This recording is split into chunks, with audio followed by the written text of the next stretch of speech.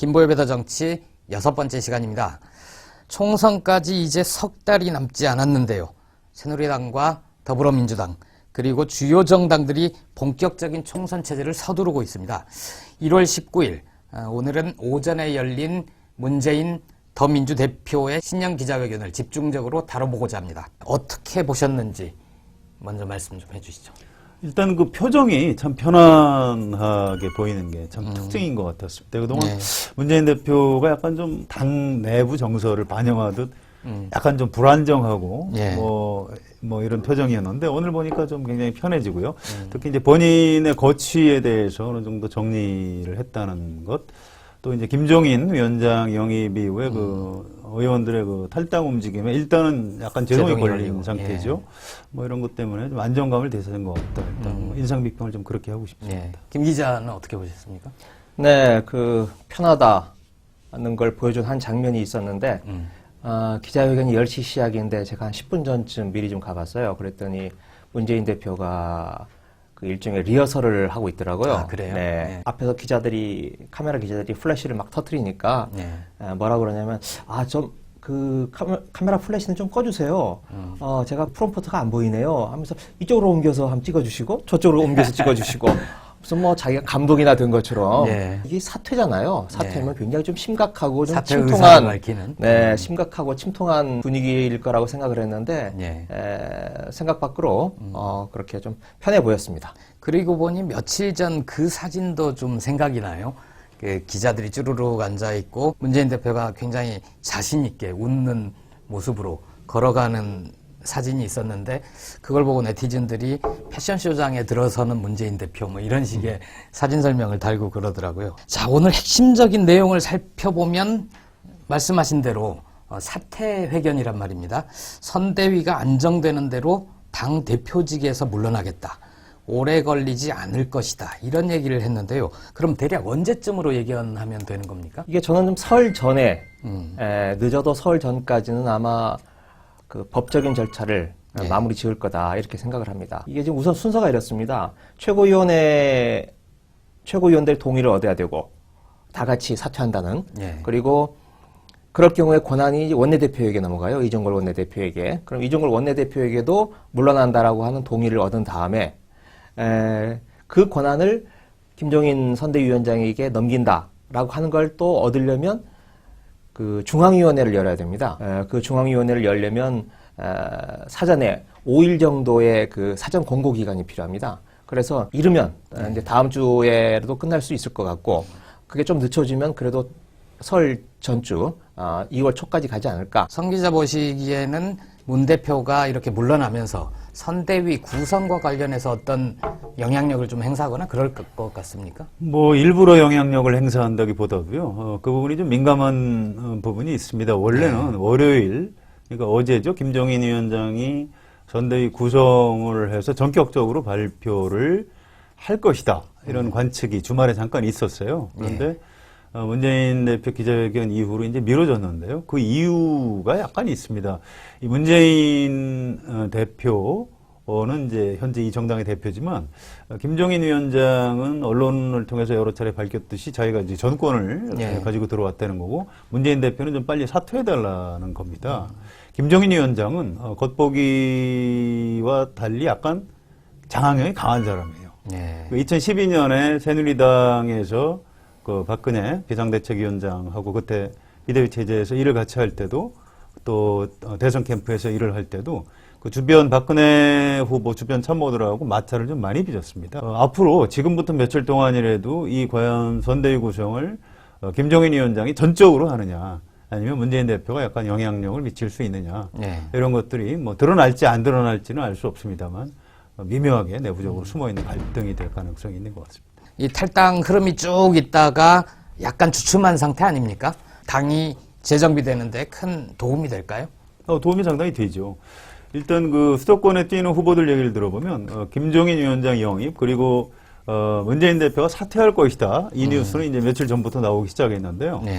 그 뉴스가 나가면서부터 현장에서 욕을 좀 덜 먹는다고 합니다.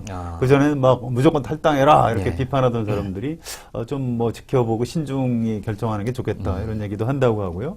일단 좀 분위기가 가라앉았고요. 그다음에 이제 광주 전남에 국회의원들이 있습니다. 원래 탈당이 예상됐던 사람들이요. 뭐 김영록, 이윤석 의원, 또 이계호, 박혜자 이런 국회의원들 광주 전남에 있는데 이분들이 일단은 지금 탈당하지 않고 있어요. 박지원 의원은 어떻게 하고 있죠? 박지원 의원은 탈당 아마 예고까지 했잖아요. 탈당 예고한 대로 탈당을 네. 할 가능성이 높아 보입니다. 네. 이거는 뭐 21일 이후에 탈당하겠다 했는데 그렇게 할 것 같고요. 그래서 아무튼 광주 전남 의원들이 실제로 탈당을 할지 여부 좀 더 지켜봐야 되는데 그렇다고 해서 완전히 호남 민심이 문재인 대표하고 더불어민주당에 대해서 호의적으로 돌아섰느냐 뭐 그런 것 같지는 않고요. 뭔가 좀 이렇게 추가적인 조처가 네. 좀 더 있어야 호남 민심하고 지금 전통적인 야권 지지층을 좀 더 붙잡을 수 있지 않을까 뭐 이런 생각입니다. 계속 악화되어 오던 민심을 정지시키는데 그걸 뭐 반전시킬 수 있다고까지 생각하지 않지만 네. 최소한 정지시키는데 도움이 되는 게 아닌가 이런 생각이 들고 재밌었던 게 이윤석 의원, 박지원 의원의 가장 가까운 의원이 이윤석 의원인데 이분이 쭉 당무를 거부하다가 어제 처음으로 최고위원회에 참여를 했다고 합니다. 그런 걸로 봤을 때는 탈당의 흐름에 이제 제동이 좀 걸렸다. 더 이상은 누수 현상은 더 이상 나타나지 않지 않을까 예. 이런 생각이 듭니다. 이용섭 전 의원이 네, 이분이 복당했죠? 이제 복당을 했는데 이분은 사실은 복당 안 하고 무소속으로 출마할 가능성이 아주 높았는데요. 네. 최근에 이제 호남의 어떤 흐름에 변화가 있는 걸 감지하고 과감하게 이제 복당이라는 정치적인 선택을 했죠. 네. 이윤석 의원도 사실은 권노갑 상임고문 보좌관을 하셨던 분이고요. 동교동계하고 항상 흐름을 같이 하는 분인데 이분이 탈당을 하지 않기로 결정을 했고 또 이용섭 의원처럼 광주 민심이 아주 밝은 사람이 복당을 하고 이런 걸 보면 뭔가 이제 흐름에 뭔가 변화는 생겼다 이런 정도 평가할 수 있을 것 같습니다. 통합의 물꼬를 틔우기 위해서 자신이 비켜서는 것이 필요하다.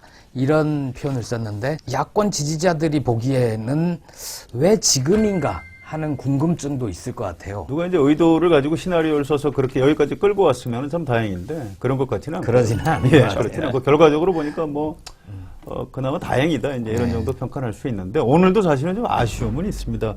탈당한 사람들에 대해서 그렇게까지 과연 비판을 하는 게 옳은지 네. 명분 없는 탈당 이렇게 얘기를 했고요. 지역을 볼모로 하는 구태 정치.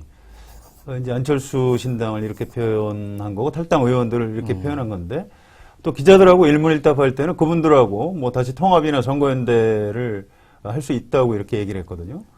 그렇게 통합이나 선거연대를 할 대상을 이렇게 좀 강하게 비난하는 거는 정치적으로 좀 네. 지혜로운 것 같지는 않고요. 정치에서 특히 이별할 때 조심해야 됩니다. 참 가슴이 아프다, 아쉽다. 속으로 이제 욕이 나와도 거기까지만 얘기를 하고 말아야지. 네. 그 속에 있는 얘기를 다 하고 나면 나중에 어차피 정치라는 게 또 대화를 해야 되고 거래를 해야 되고 하는 건데 약간 좀 문제가 있을 수 있습니다. 이제 그런 부분에서 문재인 대표의 어떤 정치적인 노회함이라고 할까요? 네. 이런 부분에 대해서 이제 정치부 기자로서 약간 이제 아쉬움이 있는 거죠.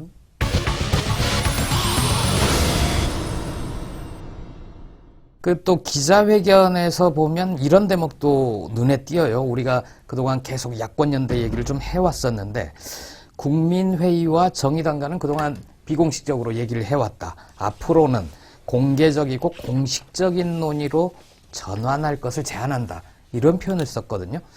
김 기자가 보시기엔 이건 어떤 의미입니까? 지금 천정배 의원이 주도하고 있는 국민회의 그리고 심상정 대표가 있는 정의당 제가 알기로는 이 두 쪽하고 물밑으로 진척을 시켜온 걸로 알고 있는데 아직까지 결과가 없는 상태죠. 그리고 천정배 의원 입장에서는 지금 국민의당 안철수 쪽과 지금 더민주당 양쪽으로부터 지금 구애를 받고 있는 상태이기 때문에 어느 쪽으로 갈지 또는 독자 완주를 할지 세 가지 길을 놓고 아직 선택을 못한 것 같습니다.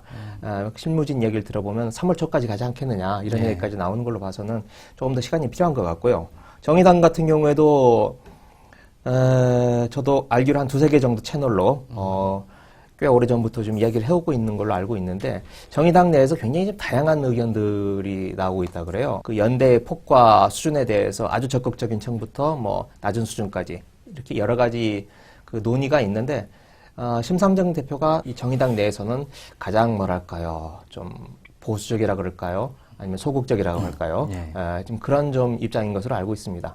그래서 그렇게 물밑에서 진행되어 온 걸 이제 문재인 대표 본인이 사퇴함으로써 한번 이걸 모두 다 드러내놓고 한번 공개적으로 논의를 해보자. 그런 취지인 걸로 알고 있습니다. 내일 심상정 대표 기자회견이 예견돼 있지 않습니까? 좀 어떤 얘기가 나올지 감지가 됩니까? 예, 뭐 본인이 얘기하기 싫어도 얘기를 해야 될 겁니다. 네. 기자회견이기 때문에 기자들이 궁금한 걸 물어볼 수 있거든요. 네. 더불어민주당과의 선거연대를 어떻게 할 것이냐 이렇게 기자가 질문을 할 테고 당연히 심상정 대표가 답변을 해야죠. 네. 그런데 심상정 대표는 뭐 통합에 대해서는 부정적이지만 선거연대에 대해서는 일찌감치 좀 개방적인 자세를 갖고 있기 때문에 더불어민주당을 포함해서 야권하고 선거연대를 한다 네. 이런 쪽으로 답변할 가능성이 좀 높다고 합니다. 예. 며칠 전에 한겨레 신문사를 방문해서 저도 간단하게 만났는데 재밌는 얘기를 하시더라고요. 내각 예비 내각을 발표하겠다. 그리고 2017년 연립정부 구성을 전제로 한 이번 총선 야권 연대를 제안하겠다. 그 얘기를 들으면서 저는 좀 그런 생각이 들었어요. 그동안 진보정당 쪽에서는 이 야권 연대에 대해서 좀 소극적이거나 끌려가거나 이런 모습을 보여왔는데 이번에는 굉장히 좀 먼저 적극적으로 얘기를 한다는 듯한 느낌이 들어요. 그렇습니다. 이제 두 차례 경험이 있는 거죠. 2010년에 지방선거 때 야권 선거연대가 거의 완벽하게 이루어져서 심지어 뭐 인천 같은 경우에는 구청장 두 사람이 진보정당에서 탄생을 했거든요. 그 대단한 성과라고 봐야 되고요. 그다음에 이제 2012년 국회의원 선거 때도 야권 연대가 상당히 잘 이루어져서 야당 의석을 좀 많이 얻을 수 있었죠. 그 두 차례 경험 때문에 정의당 안에서는 선거 연대에 대해서는 좀 상당히 적극적인 분위기가 지금 바뀌어 있는 거죠. 총선 불출마 얘기도 있었고 문재인 대표는 그러면 총선 때까지 무슨 일을 하게 되는 겁니까? 부산으로 출마할 거냐 아니면 전국적인 지원 유세를 다닐 거냐 두 가지 가능성 가운데서 부산 출마보다는 지금 지원 유세에 주력을 하겠다. 그런 뜻으로 저는 좀 해석할 수 있다고 생각을 하고요. 상황도 지금 좀 그렇습니다.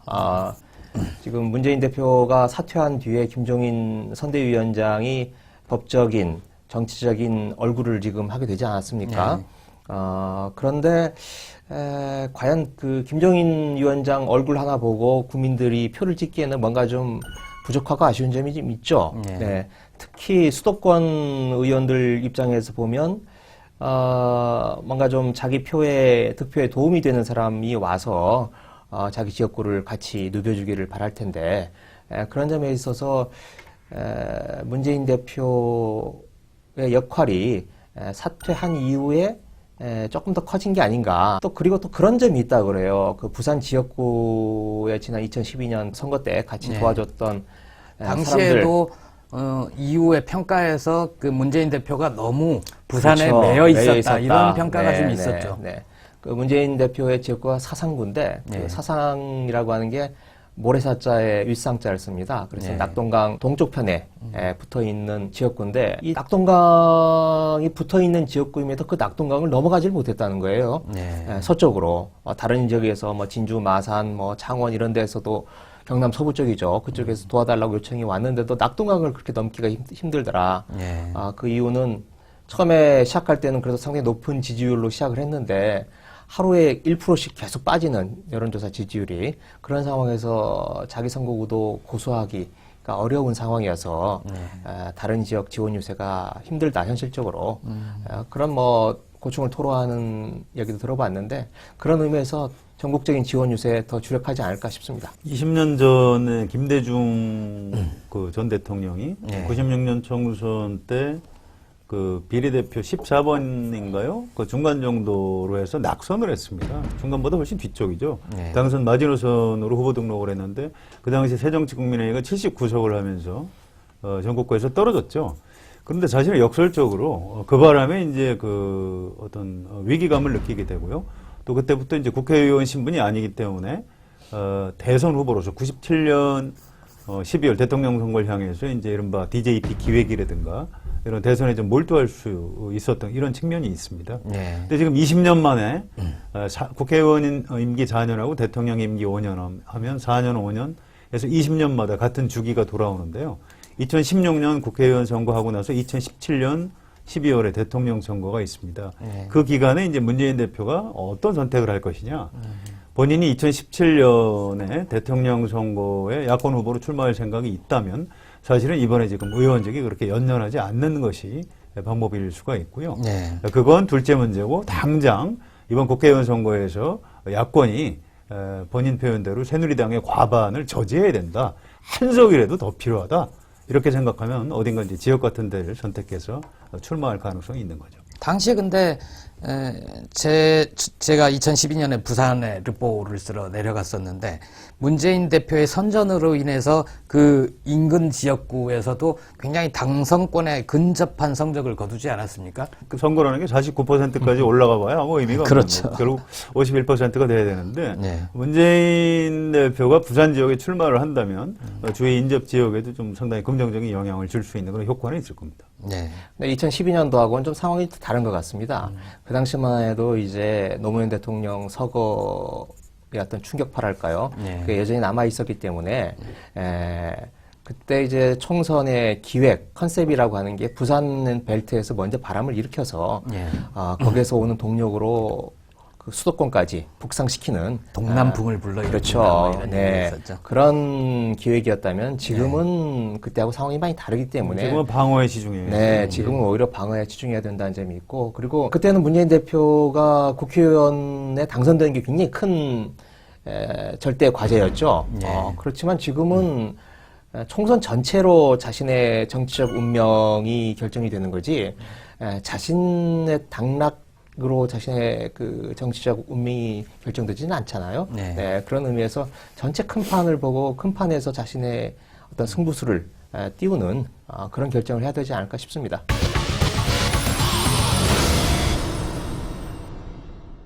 김종인 효과를 좀 얘기를 해보고 싶은데 사실 김종인 선대위원장 젊은 사람들은 그냥 잘 이미지로만 모르시죠? 알고 정치 원로다. 경제민주화 정도 그렇죠. 아시는 건 지난 아닌가요? 대선을 기억하는 분들한테는 경제민주화로 기억을 하고 오늘 문재인 대표 기자회견에서도 경제민주화의 상징이라는 표현을 썼단 말이에요. 좋은 면만 예. 보면 뭐 그렇게 평가할 수 있는데요. 근데 김종인 효과가 그렇게 대단한 겁니까? 사람 자체가 그렇게 대단한 것 같지는 않고요. 네. 이분이 이제 박근혜 대통령 당선시키는데 아주 결정적으로 기여한 사람이죠. 이 사람을 박근혜 대통령의 정치적 경쟁자, 대선 후보 경쟁을 했던 문재인 대표가 영입을 했다. 네. 이런 측면에서 이제 상당히 폭발력이 있다고 봐야 되고요. 실제 이분이 당내에서 어떤 일을 할 수 있을지 이제 좀 더 지켜봐야 되는 그런 상황이라고 봐야죠. 지난 주말이었죠. 네. 김종인 선대위원장이 국회에 처음으로 나와서 공개적인 모습을 드러냈는데 그날 아침에 보니까 4선 이상의 중진 의원들이 잘 보이지 않던 분들이 네. 우르르 그 당대표실로 몰려왔어요. 10명이 넘는 그런 중진 의원들이 왔는데 다들 화기애애한 얼굴로 김종인 선대위원장을 맞이를 했습니다. 네. 그걸 보면서 이분들이 좀 심리적인 안정을 느끼는구나. 일단 연배가 많이 있다는 점. 이게 좀 심리적 안정을 느끼는구나. 이런 생각이 좀 들었습니다. 거기에 또 이종걸 원내대표도 그동안 계속 당무를 거부하다가 그 자리에 참으로 오랜만에 또 나타나게 됐고요. 저 개인적으로 김종인 위원장하고 이제 가끔 뭐 취재원이고 전 기자고 하니까요. 보기도 하고 통화도 하고 그러는데 엊그제 이제 갑자기 전화를 하셨어요. 그러면서 깜짝 놀랬지 뭐 이렇게 말씀하시더라고요. 그렇게 귀엽게 얘기를 하니까.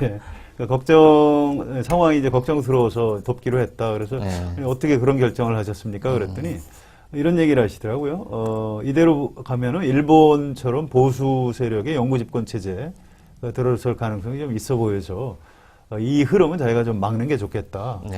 이런 얘기를 하시고요. 이분 개인을 아주 압축해서 설명을 좀 드리는 게 좋을 것 같습니다. 우리나라 초대 대법원장을 했던 가인 김병로 초대 대법원장의 손자죠. 할아버지 비서를 하면서 아주 젊은 시절부터 정치에 대해서 굉장히 익숙한 그런 사람입니다. 그다음에 학력도 굉장히 특이해요. 우리나라의 이른바 메인스트림이 아닙니다. 중앙고등학교, 외대, 그다음에 독일로 공부를 하러 가서 뮌스터 대학을 나왔고요.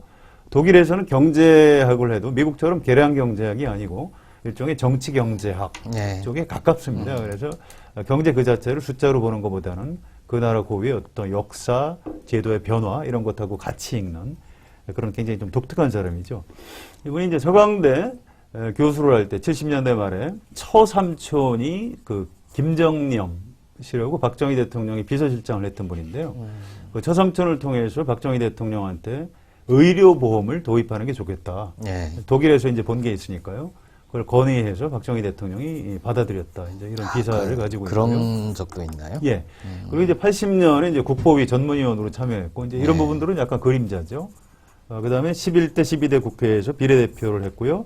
그 다음에 2004년에 새천년민주당에서 비례대표로도 국회의원을 했습니다. 2008년 선거를 앞두고, 그때 야권 통합이 또 이루어지는 바람에 통합민주당, 마지막에 그만둘 때는 이제 통합민주당 당적으로 이제 그만뒀던 그런 분인데, 이분은 국회의원 4번을 다 비례대표로 할 정도로 아주 그 특별한 수완을 갖고 있는 아주 그 독특한 이력의 소유자라고 봐야죠. 그래서 양지만 쫓아다닌다 이런 그렇습니다. 비판도 그런 있는 거 비판이 가능하고요. 뭐 본인이 이제 그런 비판에 대해서 뭐 이렇게 방어하려고 하지 않고 네. 자기 이제 경제 민주화 관철을 위해서 힘 있는 쪽에 가서 일을 하려고 하다 보니까 이제 그런 측면이 있다. 뭐 그런 설명을 하고 있습니다. 나이 드신 분들이 이제 어떤 정치의 전면에 나서는 것, 그걸 이제 영어로 제론토크라시라고 하는데요. 그 일종의 노인 정치라고 하죠. 네.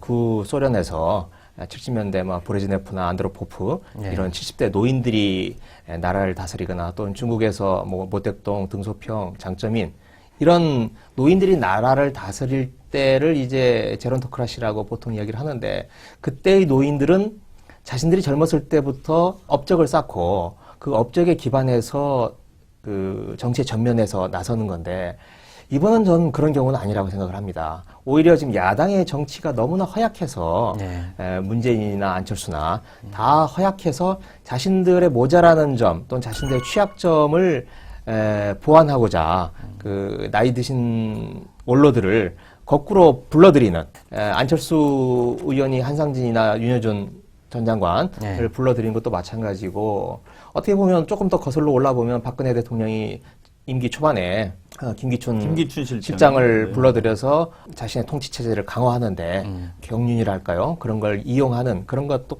맥락이 좀 다 보입니다. 그런 의미에서의 그 역설적인 지금 노인 정치가 이루어지고 있는 게 아닌가. 도널드 럼스펠드가 2001년에 이제 그 당시 대통령 당선자가 아들 조지 부시였는데요. 69세의 도널드 럼스펠드를 두 번째 국방장관을 시킵니다. 근데 이분이 43세 포드 정부에서 국방장관을 했던 사람이에요. 네. 엄청난 그러니까 한 시간 30년 간격이 시차. 있죠. 예, 그 당시 네. 이제 미국에서도 역사책에서 투벅투벅 걸어 나온 뭐 럼스펠드 이런 표현을 썼던 기억이 나는데, 지금 이제 이번에 정치의 주역으로 지금 활발하게 활동하고 계시는 분들 나이를 좀 찾아봤어요. 그랬더니 윤여준 전 장관이 39년생이고요. 아까 김기춘 실장이 39년생. 김종인 위원장이 한 살 밑에입니다. 40년생이고요. 이제 한상진 교수는 45년생. 뚝 떨어지죠. 사실은 이제 박근혜 대통령도 박정희 대통령 시절에 이렇게 접했던 사람들 때문에 이제 나이 많은 사람을 기용하는 측면이 있는데, 지금 야당에서도 지금 김혜경 기자 설명했듯이 그런 약간 특수한 사정 때문에 네. 다시 이제 이 원로들이 활동을 하고 있는데요. 이건 뭐 이렇게 좀 약간 조화가 필요하다고 봅니다. 이런 분들도 필요하지만 네. 또 야당 특유의 어떤 젊음과 패기 이런 부분들을 좀 어떻게 보완할지 좀 고민이 필요한 것 같습니다. 야권 성향, 여권 성향, 이 굉장히 강한 상태에서 어쨌든 선거에 이기기 위해서는 스윙 보터들 중간에 어느 쪽에 누가 이번엔 더 잘할 것 같은지 힘을 실어주는 사람들을 유인하는 효과는 대단히 클 것 같아요. 예, 그렇습니다. 네. 예. 그것도 이제 어쨌든 경륜이 상당히 있는 분이고요. 지금 야당의 내부 사정을 자세히 알진 못하지만, 네. 큰 어떤 대한민국 역사의 흐름, 뭐 어떤 보수의 정치 철학, 또 이른바 독일 쪽의 3인당 계열의 어떤 정책적인 노선이 어느 것이 이제 올바른 것인가, 이런 데 대해서는 여러 가지 차관점 같은 거를 좀 야권에다 많이 줄 수 있을 것 같습니다. 김보엽의 대정치 6번째 시간은 여기서 마무리할까 합니다. 이번 주에 바람이 몹시 찹니다. 건강 유의하시고 다음 주에 뵙겠습니다. 고맙습니다.